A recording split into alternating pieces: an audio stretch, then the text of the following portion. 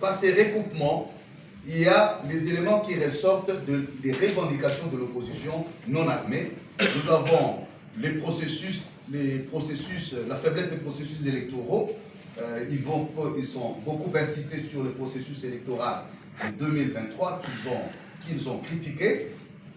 Deuxièmement, ils ont critiqué la gouvernance, la gouvernance du pays par rapport à l'environnement, avec tout ce qui va avec les questions de gestion, des corruptions.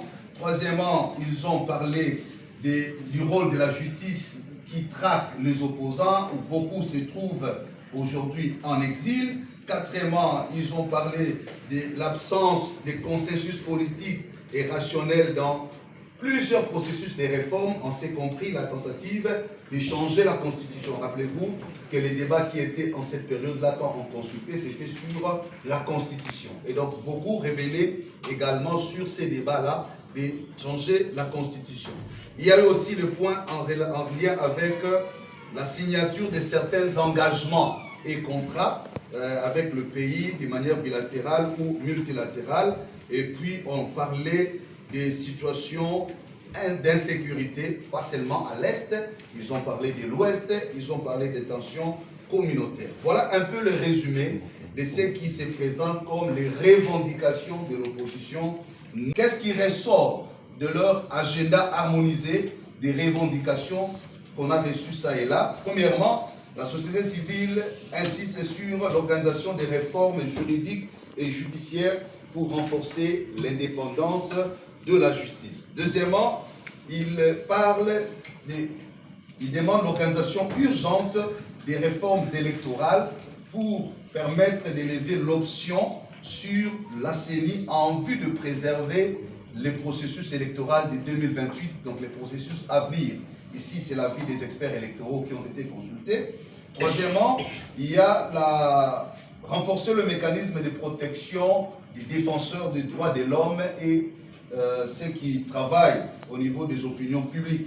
Renforcer le mécanisme participatif des femmes dans toutes les échelles de décision, de jeunes et des personnes vivant avec handicap, et ce à tous les niveaux. Cinquièmement, c'est faire application du rôle des confessions religieuses dans l'organisation de notre pays. Ça, c'était l'avis des confessions religieuses consultées. Au niveau des chefs des autorités traditionnelles, et elles ont beaucoup insisté sur leur rôle, alors qu'il est clairement garanti par la Constitution. Renforcer les mécanismes juridiques, finaliser le processus de justice transitionnelle en RDC, valoriser la place et la contribution des scientifiques, ainsi que le rôle des mouvements et des jeunes. Arrivé à Goma, comme vous l'avez appris, 15 jours après la chute de cette ville, la délégation qui s'y est rendue a eu le temps de discuter profondément avec le mouvement. Ici, il s'est d'insister sur les motivations parce que ça fait l'objet d'un débat au niveau de l'opinion publique. Qu'est-ce qui a motivé la délégation à se rendre à Goma? Première raison, c'est qu'il fallait s'enquérir de la situation des droits de l'homme après les affrontements armés. Je pense que nous avons tous suivi ce qui ressortait ça et là en termes des rapports, des violations des droits de l'homme. Deuxièmement, il fallait aller négocier les couloirs, l'ouverture du couloir humanitaire, parce que tout était fermé et il y avait des cris de détresse. Je rappelle ici qu'à ces jours, nos institutions sont présentes dans ces zones occupées et faisons un monitoring hebdomadaire mensuel sur la situation des droits de l'homme et des questions humanitaires. Ici, il faut le dire, c'est près de 7 millions de déplacés aujourd'hui et donc il fallait voir ces pressions. Troisièmement, comprendre les revendications de l'AFC M23 parce qu'au cours de nos discussions avec le chef de l'État, nous avions suggéré l'importance d'écouter séparément les AFC M23 du Rwanda. Donc il fallait séparer les deux agendas parce que nous avons estimé que cette approche allait être plus efficace.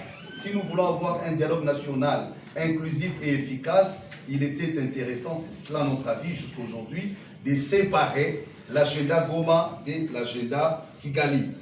Exprimer, ça c'est la quatrième raison, les refus des deux églises a toute intention de balkaniser le pays. C'était pour nous l'occasion d'aller apporter ces messages directement à la source. Et la dernière intention, c'était d'aller partager le pacte social comme proposition de sortie de crise. À l'issue des discussions de plus de 4 heures du temps avec le mouvement M23, nous avons recueilli de leur part une sorte de cahier des charges qui ressort le 5 ou 6 points importants. Le premier point, ils disent, s'ils ont pris les armes, et c'est pourquoi ils exigent une voix attentive des autorités, c'est parce qu'il y a absence de l'État dans certaines zones du pays et cela favorise l'émergence des groupes armés et fait croître l'insécurité dans ces zones. Deuxièmement, ils sont revenus sur la question électorale de 2023 pour dire qu'il y a eu ce chaos électoral qui met aujourd'hui en débat ou remet en question la légitimité des institutions. C'est leur avis. Troisièmement, ils ont parlé des questions de gouvernance en insistant sur tout ce qui est détournement, corruption. Quatrièmement, ils ont parlé des questions de justice qu'ils appelaient ou qui qualifient la traque des opposants et des autres voix, et surtout cette affaire de mettre à prix la tête de certains individus. Ils y sont revenus, et la tentative de changer la Constitution. Ils disent ils agissaient sur fond de l'article 64 pour préserver l'ordre constitutionnel. Et la dernière question, c'est la question identitaire et la reconnaissance de leurs recommandations ou revendications qualifiées d'existentielles. Ils clôturaient leur présentation en disant leur combat était un combat existentiel. Ils mettent cette lutte pour exister parce que de part et d'autre, ils sont comme des apatrides, ils sont comme une communauté ignorée et donc ils recourent à ces forces. Ce sont les avis qu'ils ont donnés. Donc là, nous clôturons l'étape nationale comme je l'ai présenté, Kinshasa jusqu'à Goma, avec les acteurs non armés et armés. La deuxième étape a été l'étape régionale. Là, la délégation a tour à tour rencontré différents chefs d'État. Je ne sais pas rentrer dans le détail des entretiens avec les chefs d'État, mais ici, je voudrais juste rappeler en passant que nous avons vu successivement le président du Rwanda, le président du Kenya, le président du Congo-Brazzaville, le président de l'Ouganda, le président de l'Angola. Chaque président nous accordait des audiences allant de 3 heures et plus, ça dépendait du contexte, mais ce qui converge ici, après les discussions avec ces chefs d'État, c'est le fait d'apprécier d'abord l'initiative des religieux. Ils ont dit, en tout cas, chacun sait qui les concerne, le mérite qu'il fallait accorder à cette initiative du fait qu'elle a non seulement eu l'idée de réfléchir au-delà des frontières, comme je l'ai dit, l'approche est à la fois sur le plan national et régional. Tous ces chefs d'État ont dit, vous avez compris, non seulement les conséquences de la crise, mais aussi les causes profondes extérieures à la crise. Donc, ne pas intégrer la responsabilité et l'implication des acteurs extérieurs, notamment des acteurs clés de pays concernés. À la région, nous avons l'Ouganda, le Rwanda et le Burundi, serait une fausse manœuvre pour la solution. Donc, ils ont apprécié l'initiative parce que son approche est nationale et régionale. Deuxième élément, c'est qu'ils ont félicité le fait qu'on ait introduit la dimension scientifique pour dire si vous réfléchissez d'abord scientifiquement, les contributions scientifiques vont beaucoup aider les conclusions politiques parce que ça ne sera pas le premier dialogue. La question c'est pourquoi tous les dialogues débouchent sur la même solution et ne maintiennent pas le principe de non-répétition des conflits. Chaque saison, chaque période, et d'ailleurs c'est ce que disait le président Félix Tshisekedi à la première audience, il dit on peut trouver des solutions. Mais si nous n'arrivons pas à arrêter les cycles infernaux des crises, nous ne serons pas en train de trouver des bonnes solutions. Donc c'est dans cette dynamique que beaucoup de chefs d'État ont abordé la question que j'ai pu vous avouer ici, et vous l'avez constaté, simplement dans la manière d'être reçu. Au niveau international, après avoir discuté avec tous ces chefs d'État, chacun avec son agenda, chacun a donné ses préoccupations, nous sommes allés en France. Pourquoi en France? Je rappelle que quand nous avons vu le président Lorenzo, c'est à double titre. À la fois comme le président de l'Angola qui a présidé le processus de Luanda, mais aussi comme le président de l'Union africaine qui est en exercice. Donc c'est pour dire qu'on n'a pas seulement vu le chef d'État, mais aussi le responsable des organisations internationales ou régionales, notamment le président ou Ruto. Le président Ruto du Kenya, nous l'avons vu, pas seulement comme président du Kenya, mais aussi comme le président de l'EAC, qui est en exercice et qui a conduit un processus important. Et le président Lorenzo de l'Angola, c'était aussi à ces doubles titres. Nous avions manqué le rendez-vous avec le président du Zimbabwe qui préside à la SADC, simplement parce qu'il y a eu son agenda qui était difficile, et il y avait des questions liées à la santé et tout le reste. Donc voilà, l'idée c'est qu'on a vu aussi les organisations régionales. La France, à la fois comme pays, mais aussi comme pays permanent du Conseil de sécurité qu'on appelle le P5. C'est à ce titre que nous sommes allés en France au niveau international, et vous avez vu par la suite que la France, par les biais de son délégué au Conseil de sécurité, a porté plus haut la proposition des deux églises au niveau du Conseil de sécurité. Nous avons vu également en Belgique le vice-premier ministre, ministre des Affaires étrangères, avec qui nous avons aussi discuté et qui a, par la même occasion, porté publiquement le soutien, apporté son soutien à l'initiative. Après l'étape Europe, nous sommes allés en Amérique. Nous avons eu des discussions au niveau du département d'État américain, du Congrès, notamment la Commission des Affaires étrangères, et nous avons fini au niveau des Nations Unies, où nous avons rencontré le secrétaire général des Nations Unies.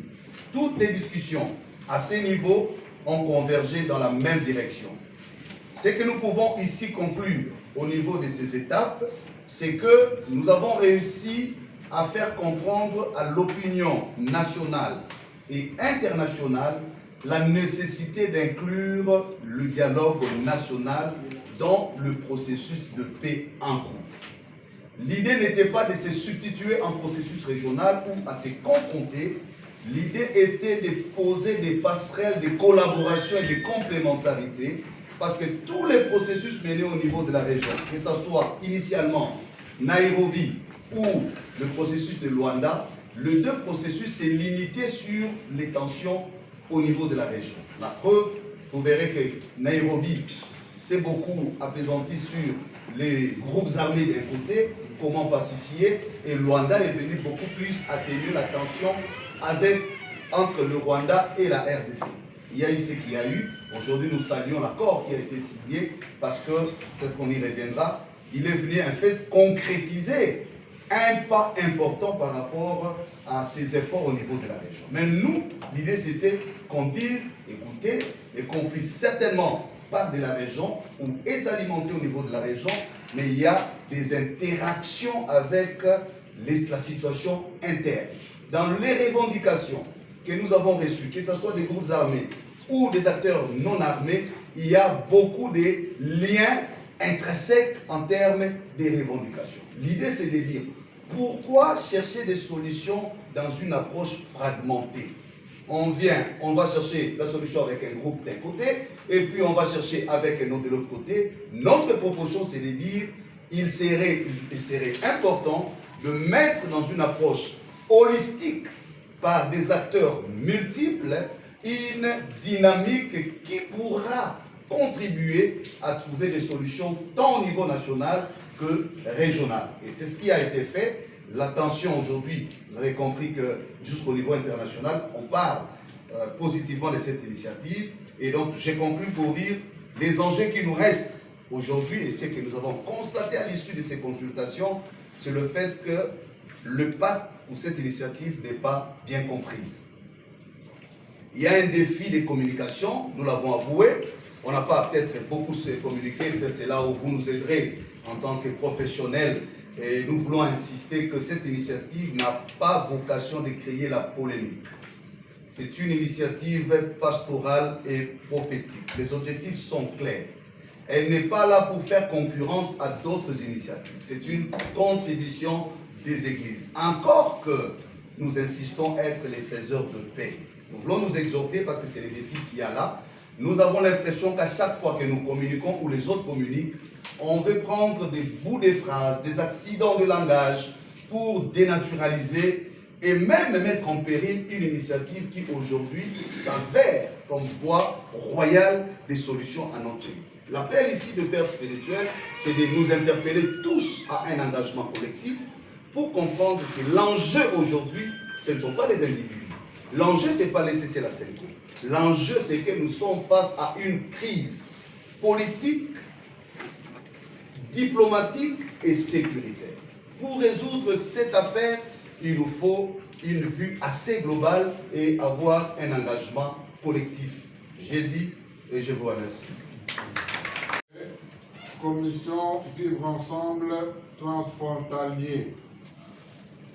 Donc, c'est à titre indicatif, au fait, les scientifiques qui vont réfléchir pourront aussi amener leur input pour améliorer davantage. Le profil des experts à titre sommaire, l'élite universitaire et intellectuelle recherchée dans l'élaboration pour ce forum scientifique doit posséder des compétences sectorielles tant avérées qu'adaptées aux enjeux stratégiques et opérationnels. Voici les principaux profils recherchés. Spécialiste en civisme et éthique de la gouvernance, spécialiste en planification stratégique, vous aurez le contenu dans le texte, expert sectoriel, c'est-à-dire éducation, santé, sécurité, intégrité territoriale, infrastructure, technologie, etc. Économiste et analyste financier, spécialiste en développement durable, consultant en gestion de projet,